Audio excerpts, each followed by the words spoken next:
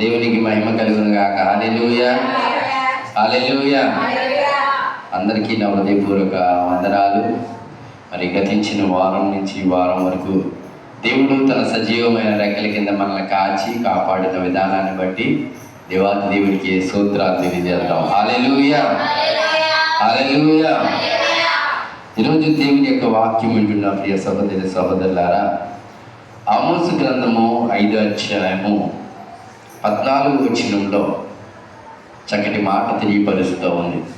ఏమిటి అంటే, మీరు బ్రతుకున్నట్లు కీడు విడిచి మేలు వెతకడి, అలాగూ చేసిన ఎడల మీరనుకుని చెప్పిన దేవుడును సైన్యములకు యెహోవా మీకు తోడుగా ఉండెను. దేవుడికి స్తోత్రం కలుగును గాక.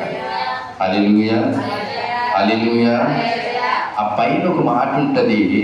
ఆ మాట ఏమని ఉందంటే, ఆమోసు గ్రంథము 5వ అధ్యాయము 13వ వచనం, 757వ పేజీలో 13వ వచనం చూడండి. 5:13లో, అక్కడ 5:13లో, ఇది చెడు కాలము కనుక ఈ కాలమున బుద్ధిమంతుడు ఊరుకుంటారు. దేవుని స్తోత్రం కలుగును గాక. మనం ఏ కాలంలో ఉన్నాం? చెడు కాలంలో. మనం ఏం చేయాలి? ఊరుకుండాలి. ఎందుకు ఊరుకుండాలి? మనం ఏ మాట మాట్లాడినా తప్పు పట్టే పరిస్థితి, మనం ఎలా ఉండాలనుకున్నా తప్పు పట్టే పరిస్థితి. కాబట్టి మనం ఊరుకుంటే మనం ఏం చేయాలి? మేలును వెతకడం ప్రారంభించాలి. కీడును విడిచి మేలును వెతకడం ప్రారంభించి ఎప్పుడైతే మేలు చేసుకుంటూ మనం వెళ్తా ఉన్నామో అప్పుడు దేవుడు సైన్యములకు అధిపతి యెహోవా మనకి తోడుగా ఉండడం ప్రారంభిస్తాడు. దేవుని స్తోత్రం కలుగును గాక. హల్లెలూయా. కీడును దేశించి మేలును ప్రేమించు, గుమ్మములలో న్యాయము స్థిరపరచుడి. దేవుని స్తోత్రం కలుగును గాక. యెహోవా దినములు రావాలని ఆశ పెట్టుకుని ఉన్నవాళ్ళారా, మీకు శ్రమ. యెహోవా దినం వచ్చుట వల్ల మీకు ప్రయోజనమేమి? అది వెలుగు కాదు, అంధకారమే. దేవుని స్తోత్రం కలుగును గాక. హల్లెలూయా. దేవుని యొక్క రాకడ రావాలి. దేవుడు మనల్ని ఆయన కుడిపాసంలో కూర్చోబట్టు కావాలని ఆశపడుతున్నాము, కానీ మనము మేలును వెతికేవారుగా ఉండలేనటువంటి పరిస్థితిలో ఉండిపోతా ఉన్నాం. ఈరోజు వస్తున్నటువంటి పరిస్థితులను బట్టి, ఈరోజు మనకున్నటువంటి ఈ బలహీనమైన పరిస్థితులను బట్టి దేవుని మీద ఆశ పెట్టుకోకుండా ఈ లోకంలో ఉన్నటువంటి అన్నిటి కొరకు మనం ఆశ పెట్టుకునేవారుగా ఉంటున్నాము, కానీ దేవుని కొరకు ఆశ పెట్టుకునేవారుగా ఒకవేళ నువ్వు లేకపోతే ఈ ఉదయం దేవుని మందిరంలో వచ్చిన నీవు దేవుని కొరకు ఈ చెడ్డ కాలంలో, ఈ భయంకరమైన పరిస్థితుల్లో నిన్ను ఎంతమంది నిన్ను ద్వేషిస్తూ ఉన్నా, ఎంతగా నీ పట్ల ప్రేమ చూపించకపోయినా దేవుడు ఒకడున్నాడు. ఆయన నీ మీద ప్రేమ చూపించడానికి సిద్ధంగా ఉన్నాడు. దేవుని స్తోత్రం కలుగును. హల్లెలూయా. ఎందుకు ఈ మాట చెప్తూ ఉన్నానంటే, దేవుని యొక్క గ్రంథంలో ఒకానొకప్పుడు ఒక విషయం జరిగింది. ఏమిటంటే, సురాపతి అనే ఒక గ్రామంలో ఒక విధవరాలు ఉంది, ఒక బిడ్డ ఉన్నాడు. వారిద్దరూ కూడా అక్కడ వారికి ఉన్నటువంటి పరిస్థితి, ఆ దేశంలో భయంకరమైనటువంటి కరువు వస్తూ ఉంది. ఆ కరువు వచ్చిన సమయంలో ఎలీషా అక్కడికి, దేవునికి మహిమ కలుగును గాక. హల్లెలూయా, హల్లెలూయా. అక్కడ ఇంకో చూడండి, దేవుని యొక్క వాక్యము 1 రాజులు 17వ అధ్యాయంలో మనం చూసినట్లయితే, అక్కడ ఏలియా ఆహారం లేకుండా ఉన్నప్పుడు దేవుడు అంటున్నాడు. 1 రాజులు 17వ అధ్యాయము 8వ వచనం నుంచి మనం చూసినట్లయితే, అంతటి యెహోవాకు అతనికి ప్రత్యక్షమై ఇలాగు సెలవిచ్చును, నీవు సిదోను పట్టణం సంబంధమైన సరోబతను ఊరికిపోయి అచ్చట ఉండుము, నిన్ను పోషించుటకును అచ్చటనున్న ఒక విధవరాలు నేను సెలవిచ్చింది. అందుకు అతను లేచి సరాపతులను పోయి పట్టణపు గవిలి అతను రాగా ఒక విధవరాలు అక్కడ కట్టెలు ఏరుకుంటూ చూచి ఆమెను పిలిచి, త్రాగుటగా ఈ పాత్రలో కొంచెం నీళ్లు నాకు తీసుకొని రమ్మని వేడుకొని. దేవుని స్తోత్రం కలుగునుగా. హల్లెలూయా, హల్లెలూయా. ఈరోజు దేవుని యొక్క వాక్యం వింటున్న ప్రియ సహోదరి సహోదరుడా, నువ్వు ఏమీ లేనటువంటి బలహీనమైన పరిస్థితుల్లో ఉన్నావేమో, ఏ పరిస్థితిలో నీవు ఉన్నావో ఆ పరిస్థితుల్లో నీవు ఆనందించడం నేర్చుకోవాలి. దేవుని స్తోత్రం కలిగి ఎప్పుడైతే అలా ఆనందించడం నేర్చుకుంటే దేవుడు నీ పరిస్థితిని బట్టి నీకు కావలసినటువంటి సమృద్ధి నీకు దయచేస్తాడు. దేవుని స్తోత్రం కలిగి ఈ సురపతి విధవరాల యొక్క పరిస్థితి ఏమిటి అంటే, ఆమె దగ్గర కొంచెం పిండి ఉంది. ఆ పిండితో ఆ రొట్టె తీసుకుని ఆమె బిడ్డ చనిపోదామని నిర్ణయం తీసుకుని ఉన్నారు. అక్కడ చూద్దాం వాక్యంలో 12వ వచనంలో, అందుకు ఆమె, నీ దేవుడైన యెహోవా జీవముతోడు తొట్టిలో పిండియో బుడ్డిలో కొంచెం నూనెయో నా ఎద్దులున్నవే కానీ అప్పమొకటినియో లేదు. మేము చావక ముందు నేను ఇంటికి పోయి వాటిని నాకును నా బిడ్డకు సిద్ధము చేసుకుని వెళ్ళని కొని పొల్లగా ఏరుడు కనుక వచ్చాను. దేవుని స్తోత్రం కలిగి ఆమె పరిస్థితి ఏంటి? కొద్దిగా పిండి కొద్దిగా నూనె ఉంది. ఆ బిడ్డ ఆమె తిని చనిపోదామని కొనే పరిస్థితుల్లో ఒక దైవ సేవకుడు వారి దగ్గరికి వచ్చి ఆ నీళ్లు మంటున్నాడు, రొట్టి మంటున్నాడు, ఇవన్నీ చెప్తూ ఉన్నప్పుడు తన పరిస్థితి వివరిస్తావు. దేవుని స్తోత్రం కలుగునుగా. హల్లెలూయా, హల్లెలూయా. అప్పుడు ఆయన అంటున్నాడు, ఏలియా గారు ఏమంటున్నారు చూడండి. అప్పుడు ఏలియా ఆమెతో ఇట్లను, భయపడవద్దు, పోయి నీవు చెప్పినట్లు చేయము. అయితే అందులో నాకు ఒక చిన్న అప్పం మొదట చేసి నా దగ్గర తీసుకురా, తర్వాత నీకు నీ బిడ్డకు అప్పములు తీసుకున్నాము. దేవుని స్తోత్రం కలుగునుగా. హల్లెలూయా.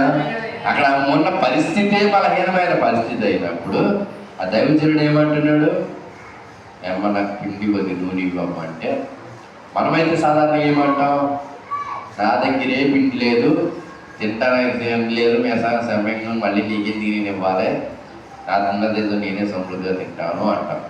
కానీ అక్కడ సర్వపతి విధవరాలు అలా చేయలేదు. కానీ ఆమెకున్న పిండిలోంచి కొంచెం మిమ్మల్ని నమ్మకంగా ధైర్యంగా తెచ్చిపెట్టింది. దేవుని స్తోత్రం. ఎప్పుడైతే నమ్మకంగా ధైర్యంగా తెచ్చిందో, భూమి మీద నీకు యెహోవా వర్షం కురిపించే వరకు ఈ తొట్టిలో ఉన్న పిండి తక్కువ కాదు, బుడ్డిలో ఉన్న నూనె అయిపోదు, ఇశ్రాయేలు దేవుడే యెహోవా సెలవిచ్చి ఉన్నాడని అతడు ఆమె వెళ్ళి ఏలియా చెప్పిన మాట చెప్పిన చేయగా అతడును ఆమెను ఆమె ఇంటి వారును అనేక దినములు భోజనము చేయించూ వచ్చింది. దేవుని స్తోత్రం కలుగునుగా. హల్లెలూయా. ఎందుకు ఇది జ్ఞాపకం చేస్తా ఉన్నానంటే, ఇది అందరికీ తెలిసిన విషయమే. అయినప్పటికీ ఇప్పుడున్న పరిస్థితుల్లో మనకున్నటువంటి బలహీనతను చూసుకుంటూ, అయ్యో నేను చాలా బలహీనంగా ఉన్నాను, అయ్యో నాకు సహకరించే వాళ్ళు ఎవరు లేరు, అయ్యో నా పరిస్థితులు ఇవన్నీ చెప్పి దేవునికి దూరం అయిపోతున్నావేమో. కానీ ఈరోజు నువ్వు తెలుసుకోవాల్సింది ఏంటో తెలుసా? నువ్వు దేవునికి ఎంతగా దగ్గరగా అవుతే, దేవుని యొక్క కార్యంలో ఎంతగా పాలిభాగస్తులు అవుతూ ఉంటే అంతగా దేవుడు నిన్ను వర్ధిల్లింప చేస్తాడు. స్తోత్రం కలుగునుగా. హల్లెలూయా.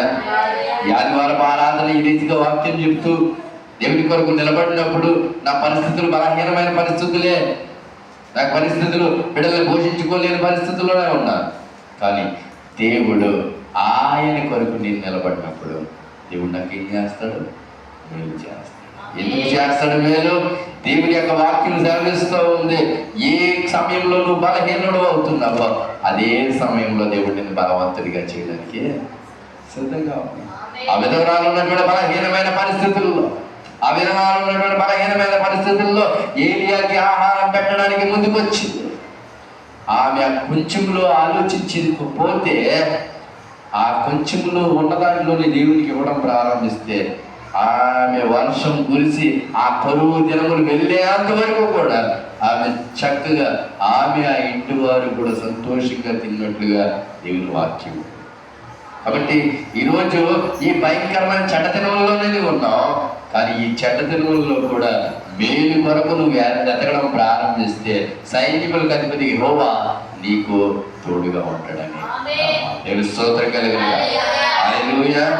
ఎందుకంటే ఆయన మన కోసం ప్రాణం పెట్టి ఈ లోకంలో 33.5 సంవత్సరాలు జీవించి ఆయన మరణించి తిరిగి పునరుద్ధారుడైనట్టుగా దేవుని వాక్యం నీ కొరకు నా కొరకు ఆయన ప్రాణం పెడితే ఆయన పెట్టిన త్యాగానికి ఈరోజు నీవు ఆరాధించవలసింది పోయి ఆయన్ని నువ్వు స్తుతించడం మానేసి దేవునికి దూరంగా వెళ్ళిపోతూ ఉంటే దేవుడేమో నా ప్రియ బిడ్డ ఎప్పుడు నన్ను పిలుస్తుంది, ఎప్పుడు నన్ను అడుగుతుందని ఆయన చూస్తూ ఉన్నాడు.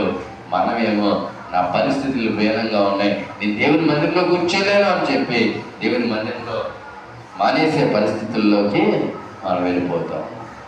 కాబట్టి మనం వెళ్ళిపోయి బలహీనమైన పరిస్థితుల్లోకి వెళ్ళడానికి వీలు లేదు. ఎప్పుడు బలహీనంగా ఉన్నామో అప్పుడే ఇంకా ఎక్కువగా దేవుని ఆరాధించడం ప్రారంభించాలి. అప్పుడే ఎక్కువగా దేవుని ఆరాధించి దేవుని దగ్గర మనం విజ్ఞాపన చేసి ఆయన ఇస్తున్న ప్రతిదీ పొందుకునే వారుగా మనం సిద్ధపడి ఉండాలి. దేవుని స్తోత్రం కలుగును. హల్లెలూయా. ఉన్న దాంట్లో దేవునికి సమర్పించుకుంటూ నీకున్న శక్తిని బట్టి దేవుని ఆరాధించుకోవాలి. నువ్వు నడవగలిగే స్థితి ఉన్నప్పుడు, నువ్వు కూర్చోగలిగే స్థితి ఉన్నప్పుడు దేవుని మందిరంలోకి వచ్చి కూర్చుంటే దేవుడు అద్భుతమైన కార్యం చేస్తాడు.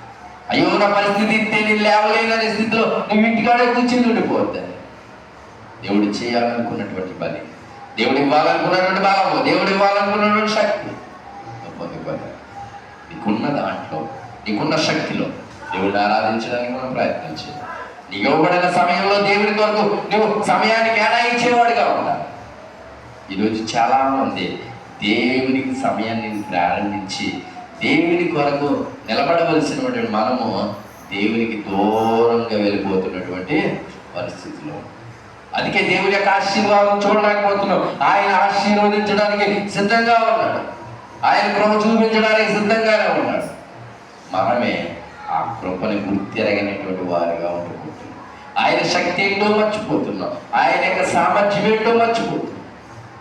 ఇక్కడ ఈ యొక్క సురాపతి యువరాజు యొక్క పరిస్థితి ఎంత దీనంగా ఉన్నప్పటికీ కూడా ఆ దైవజనుడు చెప్పిన మాట చెప్పిన చేసింది చక్కటి ఆశీర్వాదం పొందుకుంది. దేవుని స్తోత్రం కలిగిన.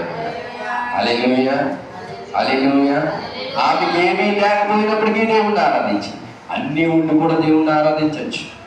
అన్నీ ఉండి కూడా దేవుణ్ణి ఆరాధించచ్చు. ఏమీ లేకపోయినా దేవుణ్ణి ఆరాధించవచ్చు, అన్నీ ఉండి కూడా దేవుణ్ణి ఆరాధించవచ్చు. అన్నీ ఉండి కూడా గలిలయైనటువంటి 2వ రాజులు 4వ అధ్యాయంలో చూసినట్లయితే అక్కడ ఒక సందర్భం ఉంటుంది. దేవుని స్తోత్రం కలుగునుగా. 2వ రాజులు 4వ అధ్యాయంలో 2వ రాజులు 4వ అధ్యాయంలో 8వ వచనం చూస్తే, 2వ రాజులు 4వ అధ్యాయం 8వ వచనం, ఒక దినమందు ఎలీషా గనీము పట్టణం ముందు పోగా అచ్చట గనురాలైన ఒక స్త్రీ భోజనములు రమ్మని అతను బలవంతము చేసిన కనుక అతడు ఆ మార్గమును వచ్చేటప్పుడల్లా ఆమె ఇంట భోజనం చేయించి వచ్చును. కాగా ఆమె తన పెనివిటిని చూచి మన యొద్దకు వచ్చి పోచున్నవాడు భక్తి గల దైవజనుడని నెరిగి, కావున మనము అతనికి గోడ మీద ఒక చిన్న గది కట్టించి అందులో అతని కొరకు మంచము, బలము, పీఠము, స్తంభము కూర్చుందుము. అతడు మన యొద్దకు వచ్చినప్పుడల్లా అందులో బస చేయుటకు తెలిసి చెప్పాను. దేవుని స్తోత్రం కలుగును. హల్లెలూయా. ఈ గనురాలి స్త్రీ ఏం చేస్తుంది? గుర్తిస్తుంది.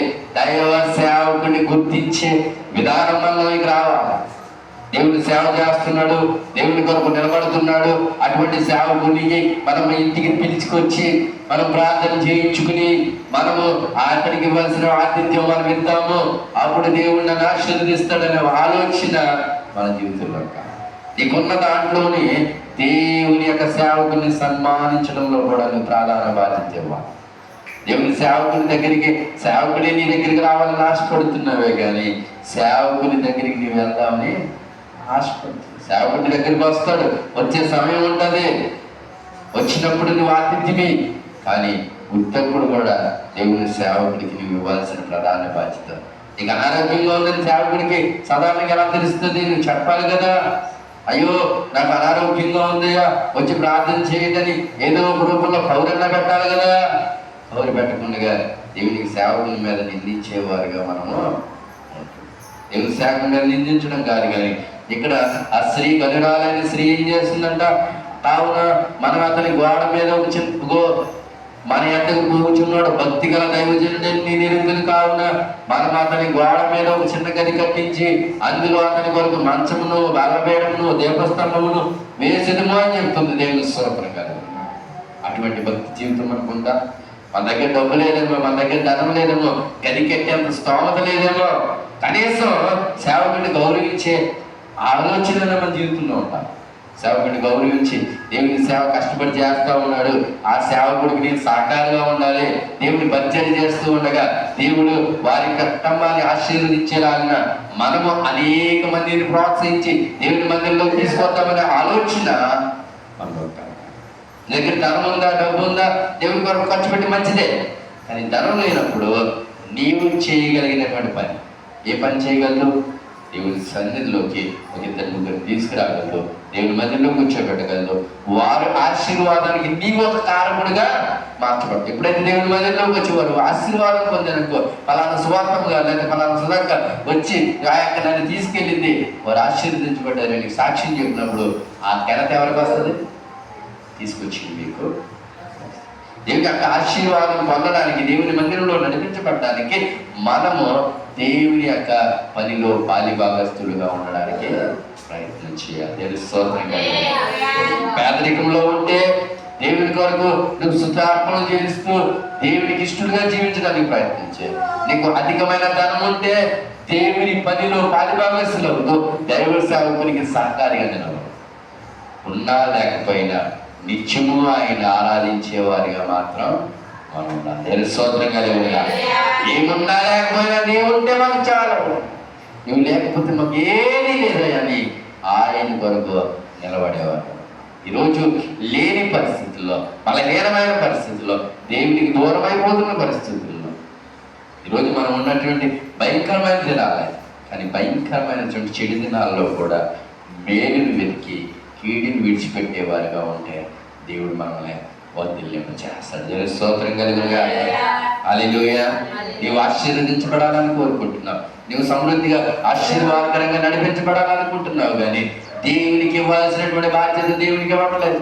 దేవుని మందిరికి రావాలనుకుంటున్నావు, కానీ అనేకమైన అడ్డంకులు వచ్చేస్తావు. అనేక మంది నిన్ను ఆపేస్తా ఉన్నారేమో.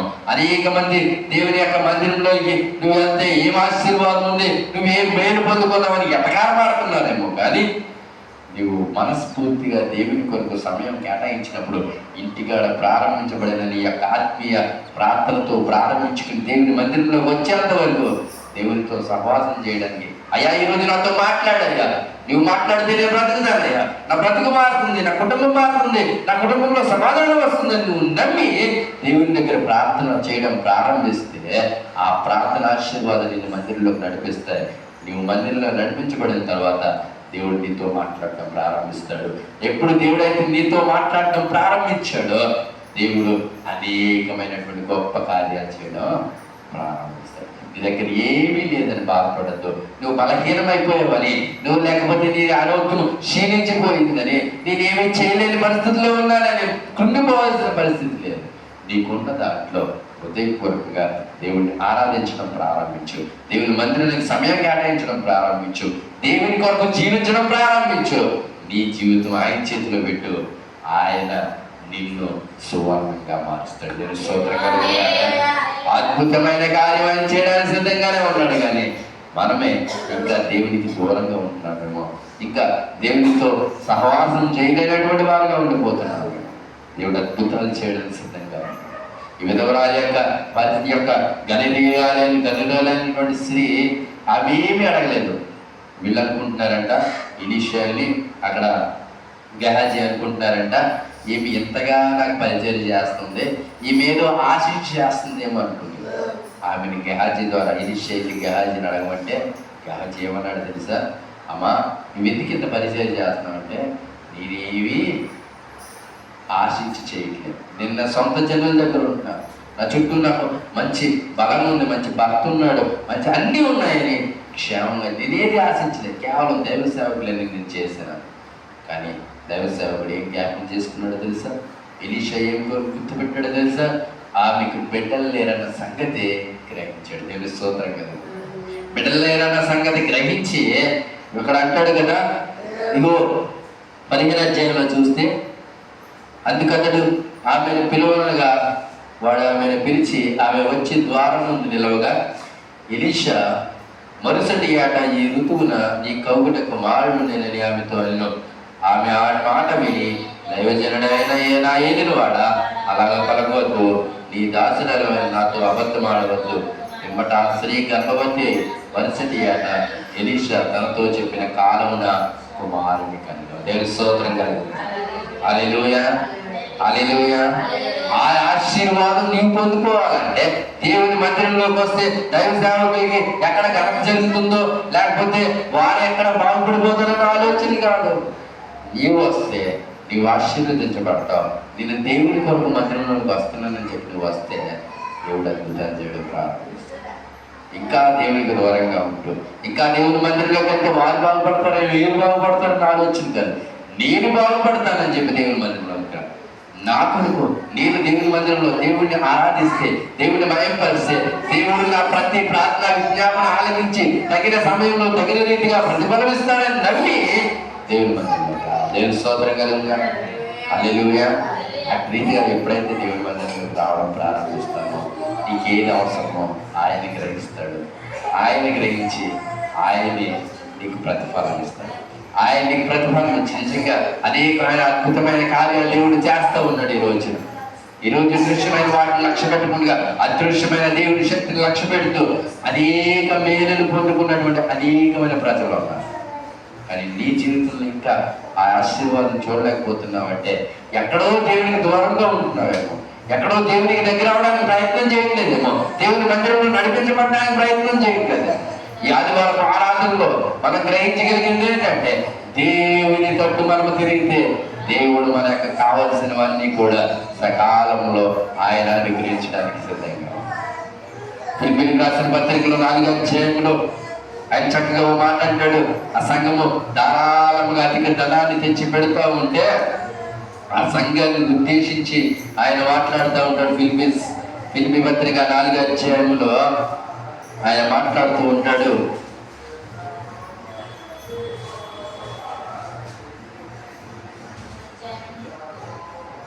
4వ అధ్యాయం 15వ వచనం నుంచి ఫిలిప్పీలతో మాట్లాడుతూ ఉన్నాడు.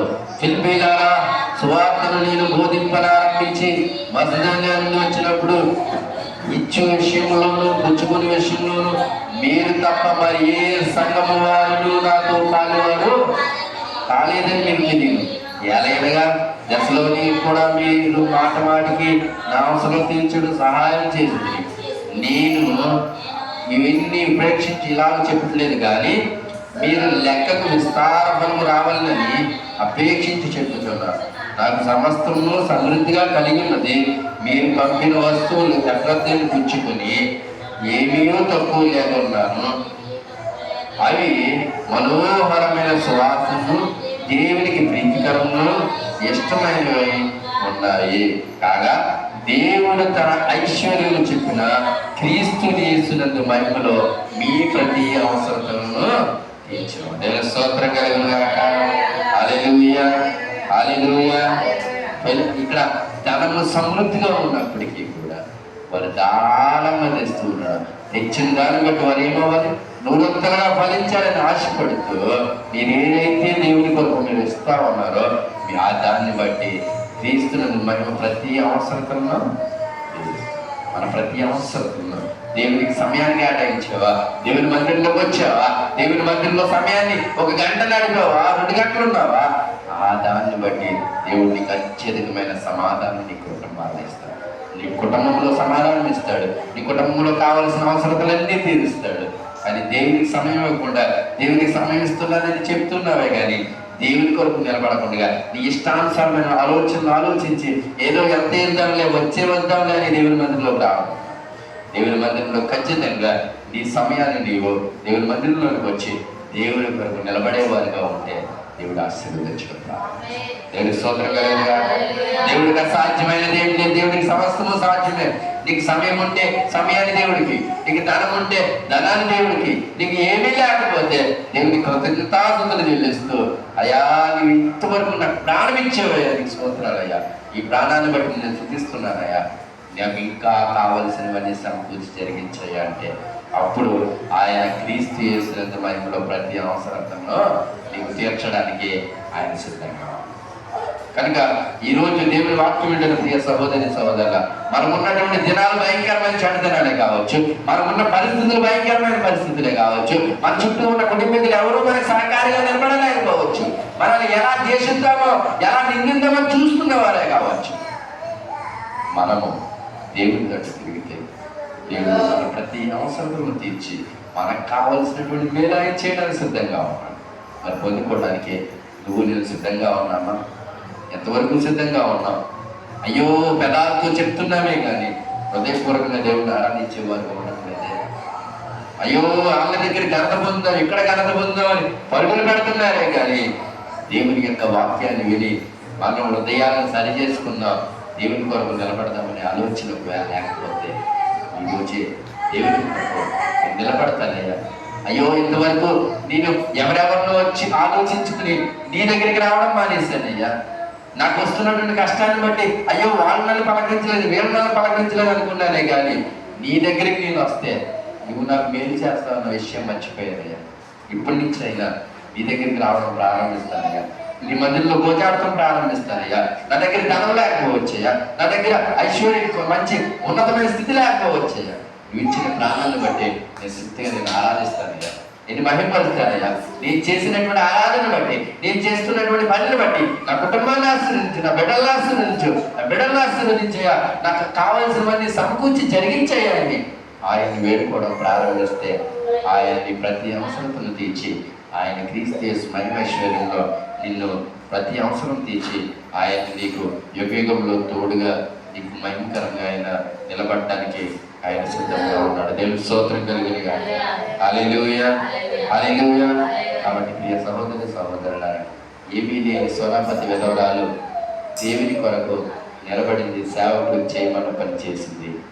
అన్నీ ఉన్న గర్వీనరాలు దేవుని కొరకు ఆ యొక్క దైవ సేవకుడి కొరకు చక్కటి గృహాన్ని కట్టింది. అంత గృహాన్ని కట్టే శక్తి మన లేకపోవచ్చు, కానీ మనం కనీసం మన దగ్గర ఉన్నటువంటి తిండిలోంచి ఒక గింజను మనం ఇవ్వగలిగే శక్తి మనకు ఉన్నప్పుడు మనం చేయగలిగినట్టు మనం చేసుకుంటూనే దేవుడి యొక్క నామాన్ని భయంకరంగా ఆయన సువార్తను ప్రకటించడానికి అనేక మంది నశించుకున్న ఆత్మల పట్ల భారం కలిగి నిన్ను నిలబడగలిగితే మనము దేవుని యొక్క ఆశీర్వాదాన్ని పొందుకున్న వారు అవుతాం. దేవుడు అద్భుతమైన కార్యం చేయడం ప్రారంభిస్తాడు. ఇంతవరకు ఇంకా దేవుడితో దూరంగా ఉన్నామేమో, ఇప్పటికైనా నమ్మి బాప్తిజం పొందో, రక్షణ పొందో, దినదినము అభివృద్ధి చెందాల్సిన నీవు నీ ఆత్మీయ జీవితాన్ని ఆపేసుకుని నెల రోజుల నుంచి దేవుని మందిరంలో రాలేకపోతున్నావేమో, లేకపోతే భయంకరమైన పరిస్థితుల్లోనే ఉంటున్నావు. పైకి దేవుడు అంటున్నావే కానీ నీ హృదయంలో దేవుడు అనే ఆలోచన లేకపోతే ఈరోజే ఆయన కొరకు సిద్ధపడేవారుగా ఉన్నాం. ఆయన చేసిన మేలును తలంచుకుంటూ, అయ్యా నీకు చూపించిన కృపను బట్టి, ఇంతవరకు నువ్వు చేసిన మేలును బట్టి నేను క్షేమంగా నిలబడి ఉన్నానయ్యా. 20 నిమిషాల వాక్యంలో నేను సరి చేసుకునే అవకాశం దయచేస్తున్నందుకు నీకే వస్తున్నాను. నీతో గడిపిన ప్రతి క్షణం ప్రభువా నా ఆనంద బాష్పాలు ఆగువయ్యా. నీ కృప తలంచగా మా యోచించగా నా గల మాదయాన్ని సూచించడగా నీ మాట పాడుకుని దేవుని తట్టు తిరుగున్నా. నీతో గడిపే